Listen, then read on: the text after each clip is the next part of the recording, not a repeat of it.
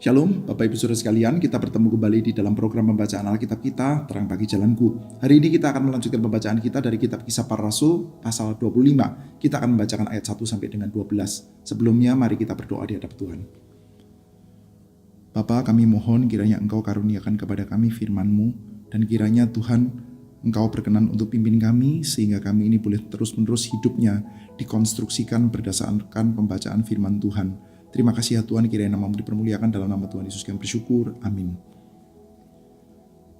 3 hari sesudah tiba di provinsi itu, berangkatlah Festus dari Kaisarea ke Yerusalem.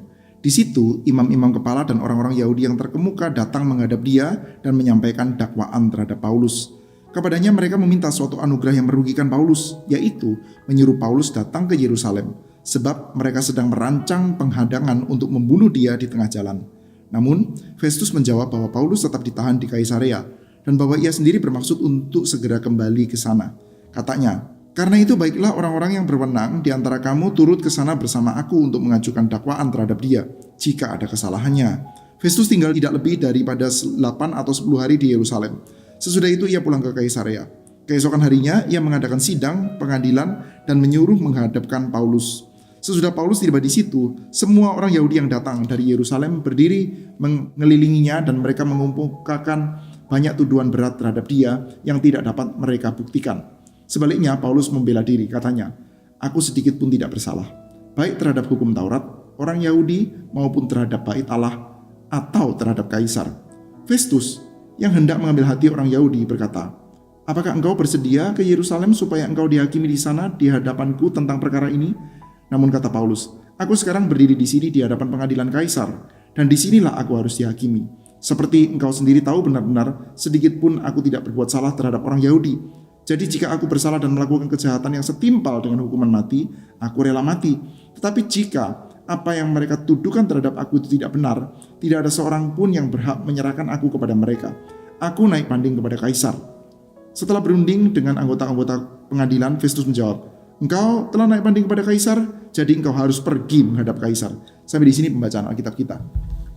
Saudara-saudara sekalian, kita terakhir membayangkan ya bagaimana Paulus itu bisa menjadi orang yang agak frustasi, saudara. Saudara bisa membayangkan orang yang seaktif Paulus, apalagi dia bukan sekedar aktif, dia aktif di dalam pimpinan Roh Kudus. Dan di dalam Kisah Para Rasul ini kita mendapati sudah sangat-sangat jelas ya motif dari Lukas, saudara, yaitu bahwa kalau di dalam Injil Lukas kita melihat Yesus dengan kuasa Roh pergi terus melayani dengan kuasa yang besar, sudah sampai akhirnya di ujungnya di Yerusalem. Kita melihat di dalam Kisah Rasul, sudah kita mendapati gambaran yang sama, sudah, yaitu gereja dengan kuasa Roh akan terus-menerus menyebarkan Injil. Dan saat ini sudah kita mendapati hal itu terjadi dalam figurnya Paulus. Paulus sudah mendapatkan penglihatan dari Tuhan dan menyatakan bahwa, "Paulus, engkau sudah menjadi saksi Tuhan di Yerusalem, engkau juga akan menjadi saksi Tuhan di Roma." Tapi sudah sekarang dia sedang stranded di Kaisarea, sudah selama 2 tahun dan kasusnya tidak maju apa-apa, sudah. Dan kita mendapati sudah ini orang bisa frustasi, sudah. Ini ngapain tuh sekarang itu ya, ngapain tuh, sudah. Sudah ya, kita percaya ya Paulus tidak nganggur-ngangguran saja, sudah. Tapi ngapain tuh 2 tahun itu stop di sana, sudah. Kita susah untuk tahu jawabannya. Tapi yang kita tahu sudah bahwa sekarang sudah setelah 2 tahun akhirnya sudah Felix digantikan oleh Festus, sudah. Dan Festus dari Kaisarea dia pergi ke Yerusalem untuk mengambil hati orang-orang Yahudi, sudah. Nah biasa sudah, yang namanya penguasa itu mendatangi kelompok-kelompok masyarakat tertentu untuk akhirnya dia bisa mendapatkan semacam kayak simpati, sudah. Dan dia pergi ke Yerusalem, bertemu dengan imam-imam kepala, bertemu dengan orang-orang terkemuka di antara orang yang Yahudi, berbahasa basi, sudah, untuk ya kira-kira menunjukkan ya bahwa saya Festus, penggantinya Felix. Felix itu kan kamu anggap sebagai orang yang mengayomi orang Yahudi. Sekarang saya Festus juga loh, gitu ya. Jadi paling tidak dia bisa mendapatkan simpati di antara orang Yahudi. Dan yang menakjubkan, sudah, kita melihat ya ternyata orang-orang Yahudi di Yerusalem itu ya terus persisten, masih terus saja dia itu teringat-ingat dengan kasusnya Paulus. Sudah bayangkan, sudah, yang dilakukan oleh Paulus itu apa, sudah? Paulus itu didakwa, besar kemungkinan pada waktu itu sekitar perayaan Pentakosta, sudah. Jadi ada banyak peziarah-peziarah yang datang ke Yerusalem. Mungkin mereka juga bukan penduduk asli, sudah. Mereka adalah orang-orang pendatang dari Asia, sudah. Yang mendakwa Paulus adalah orang Yahudi dari Asia yang sedang pergi ke Yerusalem untuk berziarah. Dan mereka sekarang sudah pulang, besar kemungkinan mereka sudah pulang ke Efesus, sudah ya, sudah pulang ke dalam tempat-tempatnya masing-masing, sudah. Dan pada waktu itu sudah tidak terbukti Paulus punya kesalahan apa, tapi dia ditangkap, hampir dibunuh, sudah, maka diselamatkan dan sekarang ditahan di Kaisarea, sudah. Setelah 2 tahun, sudah, Paulus itu melakukan apa, sudah? Tapi sudah, orang-orang Yahudi itu persisten, sudah. Mereka itu persisten untuk seseorang yang tidak ada kasusnya dan sekarang ditangkap dan mereka sudah berikhtiar untuk membunuh, sudah. Kita bisa pastikan setelah 2 tahun sudah, pada waktu mau membunuh itu ada orang-orang sudah yang bersumpah demi nama Tuhan. Ya. Bayangkan sudah, mereka ini orang Yahudi bersumpah, berikhtiar dan mengatakan bahwa kalau kami tidak membunuh Paulus, maka kami tidak akan makan dan tidak akan minum. 2 tahun sudah, tidak makan, tidak minum. Paulus masih hidup-hidup saja di Kaisarea. Apa yang terjadi dengan mereka? Sudah pasti mereka akan melanggar sumpahnya. Sudah pasti mereka akan melanggar sumpahnya kepada Tuhan. Sudah. Jadi kita bisa melihat ya, ini para tua-tua Yahudi sudah menyelewengnya jauh sekali. Tapi mereka terus saja persisten sudah dalam keadaan seperti masih mengingat-ingat Paulus yang tidak melakukan apa-apa. Paulus mengumpulkan bantuan dari gereja-gereja Gentiles untuk dibawa kepada gereja di Yerusalem, sudah. Dan dia melakukan upacara pentahiran seperti orang Yahudi yang taat yang lainnya, sudah. Hanya karena dia datang bersama dengan orang non-Yahudi, tidak dibawa masuk ke dalam bait suci loh. Tapi sudah langsung dia dituduhkan yang aneh-aneh macam-macam, sudah. Nah rupanya, sudah, yang menjadi core dari permasalahan adalah Paulus itu memberitakan tentang kebangkitan. Bahwa di dalam Yesus ada kebangkitan orang mati. Ide tentang kebangkitan itu sangat mengganggu bagi orang-orang Yahudi yang ada di dalam establishment. Nah saudara masih terus mengingat, saudara, bahwa kebangkitan bukan sekedar ide bahwa orang mati akan hidup lagi. Tapi ide bahwa akan ada keadilan Allah yang ditegakkan. Sehingga mereka yang saat ini berkuasa dengan cara yang tidak adil, berkuasa dengan cara yang tidak benar, pasti akan ada penghakiman bagi mereka. Jangan enak-enakan mereka ada di dalam satu buah menara gadingnya mereka, saudara. Maka mereka terus-menerus mengingat, saudara, bahwa Paulus ini adalah dia yang secara sangat persisten memberitakan tentang kebangkitan. Meskipun sudah 2 tahun gak dengar berita apa-apa. Meskipun saat ini ada dalam provinsi yang berbeda di Kaisarea, mereka tetap saja ketika Festus datang, cari muka di antara mereka, sudah ya, supaya silaturahmi lah, sudah ya, pemimpin baru dengan kelompok-kelompok agama, sudah, kelompok sosial masyarakat ini dalam hal ini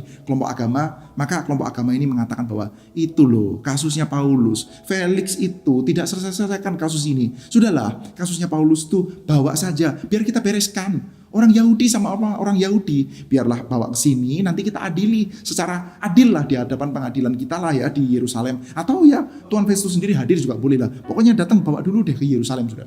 Tapi sudah, Festus ya, dia punya hitung-hitungan juga, sudah. Besar kemungkinan Festus ini tidak bodoh lah, sudah. Dia tahu ya, sudah. Ini kalau dibiarkan, Paulus pasti bunuh nih. Dan ini kita memang mendapatkan informasinya secara jelas ya. Itu memang triknya mereka. Dalam perjalanan ke Yerusalem, Paulus pasti akan ditangkap, akan dibunuh itu. Dan Festus tahu, sudah, kalau sampai ada darah tertumpah dari seorang warga negara Romawi seperti Paulus, wah keadaannya dia bisa susah. Sudah. Maka ya dengan berdiplomasi, Festus mengatakan bahwa ya dia tetap ada di Kaisarea, tetap harus ada di sana. By the way, begini aja. Nanti kita adili di Kaisarea. Kalian yang punya keberatan-keberatan apa, silakan datang ke sana, sudah. Sementara yang punya keberatan-keberatan itu ya, isunya pertama kali itu kan bukan orang Yerusalem, sudah. Dari pendatang-pendatang dari Asia itu, orang-orang Yahudi yang lagi berziarah itu. Nah sekarang ya kalian kalau punya keberatan, ya imam-imam atau orang-orang Yahudi yang punya keberatan, silakanlah ikut sama saya pergi ke Kaisarea. Nanti kita perhadapkan Paulus. Dan betul saja, sudah, sampai akhirnya balik ke Kaisarea, Paulus pun diperhadapkan di pengadilan, sudah. Nah ini, sudah, kita melihat ya ada satu hal yang menarik di sini ya. Festus tinggal tidak lebih daripada 8 atau 10 hari di Yerusalem. Sesudah itu ia pulang ke Kaisarea. Keesokan harinya ia mengadakan sidang pengadilan dan menyuruh menghadapkan Paulus. Sesudah Paulus tiba di situ, semua orang Yahudi yang datang dari Yerusalem berdiri mengelilinginya dan mereka mengemukakan banyak tuduhan berat terhadap dia yang tidak dapat mereka buktikan. Mengemukakan banyak tuduhan berat kepada dia yang tidak dapat mereka buktikan, sudah. Ini kasus sudah 2 tahun. Kasusnya pun sebetulnya nggak ada, sudah ya. Kasusnya kan Paulus itu menajiskan bait suci Yerusalem. Kasusnya nggak ada itu. Tapi sekarang dia mau pokoknya Paulus itu mati. Diberikan semua tuduhan-tuduhan berat yang mereka jelas tidak bisa buktikan, sudah. Ini tuduhannya apa saja, sudah. Mungkin kamu mengedarkan narkoba, Paulus. Kamu itu melakukan scam. Kamu itu bikin pinjol ilegal gitu. Pokoknya semua tuduhan berat, ngerampok bank, whatever lah, sudah. Kepemilikan senjata api, whatever, sudah. Pokoknya semua tuduhan-tuduhan yang berat dialamatkan pada Paulus tanpa mereka bisa buktikan. Jangan-jangan ada yang kena, itu satunya begitu, sudah. Dan dalam keadaan seperti ini, sudah, Festus tahu sudah gejalanya, sudah. Kalau dia mau membela Paulus, sementara orang-orang Yahudi ini punya pengaruh. Nah ini kan orang-orang kalau bisa dia ambil hatinya orang Yahudi. Tapi kalau Paulus langsung diberikan, nanti kalau mati bagaimana itu? Kalau langsung dibunuh, dia pasti akan dibunuh itu. Sementara Paulus itu siapa? Paulus adalah warga negara Romawi. Jadi dia hati-hati betul loh, sudah. Maka oke lah sekarang kalau misalkan Paulusnya konsen ya, Paulusnya mau diajak ke Yerusalem ya boleh lah. Maka Yesus mengatakan, oh Paulus boleh nggak kalau kamu diadilinya di Yerusalem saja? Dan Paulus mengatakan, warga negara Romawi. Paulus ini tahu betul dia punya hak-hak seperti apa, sudah. Maka dia mengatakan, saya warga negara Romawi. Sebagai warga negara Romawi sekarang saya ada di hadapan peradilan Kaisar. Maka saya terus mau di hadapan pengadilan Kaisar. Saya kepingin naik banding kepada Kaisar. Well, naik banding Anda jangan bayangkan seperti kayak zaman sekarang, sudah ya. Zaman sekarang itu kan kalau ada keputusan yang dibikin di mana kita itu tidak puas dengan keputusannya, kita bisa naik banding kepada pengadilan yang lebih tinggi, Saudara. Pada waktu itu kan kasusnya Paulus belum diputuskan apa-apa. Jadi formatnya tidak sama seperti sekarang, Saudara. Di dalam bahasa hukumnya apa yang dikatakan oleh Paulus tuh hampir mirip dengan mengatakan bahwa saya mau diadili hanya di peradilan Kaisar, di dalam peradilan resmi Romawi lah gitu ya. Jangan kamu serahkan saya ke dalam tangannya orang-orang Yahudi, pakai pengadilan yang ada di Yerusalem gitu ya, pakai pengadilan agama. Meskipun akhirnya Festus sendiri akan hadir di sana, enggak bisa. Saya adalah orang Yahudi, Saudara. Dan Festus sudah dengan melihat kasus seperti ini, wah ini kasus bisa repot ini. Kalau dia kabulkan Paulus, tetap diadili di Kaisarea, dia itu terus-menerus enggak bisa dibuktikan kesalahannya, nanti orang-orang Yahudi ini jadi enggak pro sama dia. Kalau dia mau pro sama orang Yahudi, Paulusnya adalah warga negara Romawi, Saudara. Nah kita mendapati ya Festus mulai pusing kepala, Saudara. Dalam keadaan seperti ini, Saudara, Paulus memberikan penjelasan yang sekali lagi sudah bagi para pembaca Lukas ini akan sangat-sangat clear, Saudara. Yaitu penjelasannya apa? Dia mengatakan, saya terbukti tidak bersalah terhadap hukum Tauratnya orang Yahudi, tidak bersalah terhadap bait suci, dan juga tidak bersalah kepada Kaisar. Saudara, kenapa dia mengatakan ini? Saya tidak bersalah kepada Kaisar. Ini ya, di dalam ayat 8, Saudara, Paulus mengatakannya. Sebaliknya Paulus membela diri, katanya, aku sedikit pun tidak bersalah terhadap hukum Taurat orang Yahudi, ataupun terhadap bait Allah, atau terhadap Kaisar. Saudara, tuduhan berbuat salah terhadap bait suci, terhadap Taurat, dengan tuduhan makar terhadap Kaisar, itu sebenarnya tuduhan yang tidak bisa jadi satu, Saudara. Maksudnya begini, orang itu, Saudara, kalau dia itu menajiskan bait suci Yerusalem, menghina Taurat, yang melakukan penistaan agama, Saudara, biasanya itu dilakukan oleh siapa, Saudara? Oleh pagan, orang-orang kafir yang akan menghina-hina hukum Taurat, yang akan menajiskan bait suci Yerusalem itu siapa? Orang kafir. Sementara, Saudara, yang kepingin melakukan tindakan makar, kepingin menurunkan Kaisar, itu kan pengharapan dari Yahudi ekstremis, Saudara. Orang-orang ekstremis Yahudi yang mempercayai bahwa janji Allah di dalam Taurat tentang Mesias itu adalah nanti akan ada keturunan Daud yang menjadi raja, sehingga raja yang sekarang tidak sah itu ya, Kaisar itu akan digulingkan. Itu kan dari Yahudi ekstremis, Saudara. Yahudi ekstremis mencintai Taurat, Yahudi ekstremis harusnya mencintai bait suci Yerusalem. Sementara, Saudara, orang-orang yang menghina Yerusalem, ya mereka oke dengan Kaisar dong, Saudara. Tapi, Saudara, sekarang Paulus bisa mengatakan di dalam bagian ini ya, Saudara, aku tidak bersalah baik terhadap hukum Taurat orang Yahudi, ataupun terhadap bait Allah, ataupun terhadap Kaisar. Tuduhan bersalah kepada bait sucinya orang Yahudi dan Taurat itu bisa jadi satu dengan tuduhan mau makar terhadap Kaisar. Aneh sekali, Saudara. Dan Paulus tunjukkan itu, Saudara. Paulus tunjukkan bahwa saya tidak bersalah kepada keduanya, Saudara. Menunjukkan kalau tuduhannya itu pun adalah tuduhan yang sangat tidak masuk akal, Saudara. Dan sekarang Paulus mengatakan, sekarang saya ada di dalam pengadilan Kaisar, maka saya mau diadili terus saja di dalam pengadilan Kaisar. Besar kemungkinan, Saudara, Paulus memang menyadari ya, dia ya kepengen juga ya kalau bisa itu sampai di Roma, kalau ketemu Kaisar dia bisa bersaksi, ya oke juga, Saudara. Tapi sebetulnya bahasa hukumnya nggak demikian ya. Bahasa hukumnya sesimpel ini ya, saya nggak mau pergi ke Yerusalem deh. Saya nggak mau pergi ke Yerusalem, saya mau terus diadili di hadapan pengadilan Kaisar. Dan kita mendapati, Saudara, seperti kayak table-nya itu shift, Saudara. Festus mungkin ya mikir terus, Saudara. Ini kalau kasusnya dibiarkan berlarut-larut seperti ini ya, orang-orang Yahudi nggak puas dan kasusnya nggak selesai, mereka nggak puas terus. Wah ini repot ini. Mending kasus seperti ini kalau nggak bisa diselesaikan, dioper saja. Jadi orang-orang Yahudi tidak bisa menuduh Festus, kamu melepaskan musuh kami, nggak bisa, gitu kan ya? Karena dia tidak melepaskan Paulus, tapi dia juga tidak membiarkan Paulus terbunuh di tangannya orang Yahudi. Daripada kasusnya itu kena gang buntu seperti ini, ya udah, kamu tadi ngomong apa? Kamu kepengen diadili di hadapan Kaisar, ya udah, kamu pergi kepada Kaisar saja. Maka Paulus pun nanti akan dibawa ke Roma, Saudara. Dan di sini, Saudara, kita melihat ya, mulai ada dari kebuntuan selama 2 tahun nih, mulai ada semacam kayak jalan keluar, Saudara. Nah kita melihat, Saudara, di dalam satu buah keadaan yang kelihatan sangat mentok ya, kelihatan sangat buntu, 2 tahun stranded, padahal janji Tuhan itu jelas, dia akan menjadi saksi di Roma, Saudara. Paulus tidak hilang harapan, mungkin stres juga, Saudara, tapi dia tidak menghilang harapan. Dan di tengah-tengah keadaan dia tidak hilang harapan itu, dia juga tetap memikirkan itu terus dan melakukan usaha-usaha yang masuk akal yang bisa dilakukan.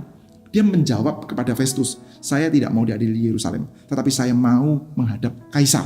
Saya mau naik banding kepada Kaisar. Ucapan yang mungkin, Saudara, di dalam tataran hukum normal ya udah deh, kalau gitu kamu tetap diadili di Kaisarea. Bisa seperti itu, Saudara. Tapi ternyata, Saudara, dengan ucapan seperti itu, dia justru sedang akan dioper ke Roma, Saudara. Kita melihat, Saudara, bahwa ketika kelihatannya ya pekerjaan Tuhan, janji Tuhan, pekerjaan Tuhan yang baik yang akan dipercayakan itu kelihatan seperti kayak gang buntu, Saudara. Panggilan kita bukan patah arang, panggilan kita juga tidak melakukan crazy things, Saudara, tetapi apa, Saudara? Setia Setia sambil tetap mata terbuka. Setia sambil terus tuh memikirkan apa yang bisa dilakukan, saudara. Dan ketika kesempatan tiba, dia melakukan apa yang harus dia lakukan, saudara. Hari ini, saudara, saya ingin mengajak kita untuk menaikkan satu buah pokok doa, saudara. Pokok doa yang sederhana. Mari kita bersama-sama berdoa, meminta kiranya Tuhan karuniakan kepada kita setia di tengah-tengah pekerjaan Tuhan yang Tuhan percayakan bagi kita, yang mungkin kelihatan stuck. Mungkin kelihatan tidak ada kemajuan yang berarti, entah kita itu pelayanan di gereja, entah kita itu di rumah, entah itu whatever, saudara. Yang Tuhan percayakan pada kita terlihat seperti kayak stuck, saudara. Panggilan kita adalah setia. Dan ketika ternyata Tuhan bukakan kesempatan-kesempatan kecil, biarlah kita boleh tetap setia juga, tidak skeptis, tidak juga patah arang, tapi ya mengerjakan. Yang pintu dibukakan ya kita masuk di sana. Pintu dibukakan di mana maka kita masuk di sana. Dan kita dengan percaya bahwa apa yang dijanjikan oleh Tuhan untuk Injil itu disaksikan, boleh juga terus terjadi di dalam kehidupan kita. Kiranya Tuhan menyertai setiap kita. Terpujilah Tuhan.